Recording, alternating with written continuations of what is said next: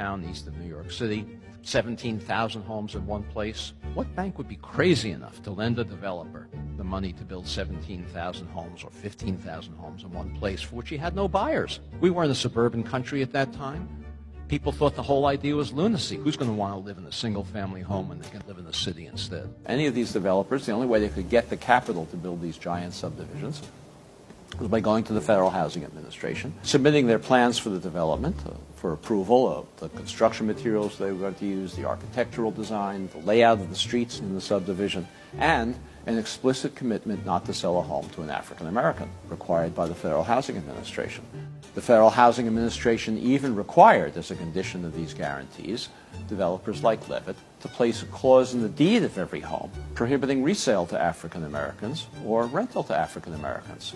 These deeds still exist in these homes today. They're no longer enforced, no longer enforceable, but they're still there. What was the consequence of this? Well, those homes in those days, in all of these suburbs, they sold for $10,000 or less, $8,000, $9,000 a piece. In today's money, that's less than $100,000, probably $90,000. African Americans who were prohibited, not they didn't want to, not because they didn't like living among whites, they were prohibited from moving into these suburbs, and they could easily afford to do so. Any working class family can afford to buy a home for $90,000, roughly twice national median income. Those homes and developments like that now sell for $300,000, $400,000, $500,000 and more. The white families over the next couple of generations gained, you can do the arithmetic, $200,000, $300,000, $400,000, $500,000 in equity. They used that equity to send their children to college, to take care of medical emergencies, to take care of economic downturns, most importantly, to bequeath it to their children, who then had down payments for their own homes. African Americans who accumulated none of that wealth as a result of this federal subsidy had none of those abilities.